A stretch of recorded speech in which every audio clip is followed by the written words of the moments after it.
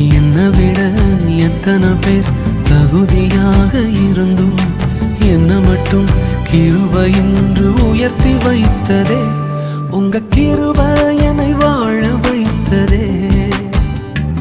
உங்க கிருபை என்னை தூக்கி சுமக்குதே. உங்க கிருபை என்னை வாழ வைத்ததே. உங்க கிருபை என்னை பாட வைத்ததே.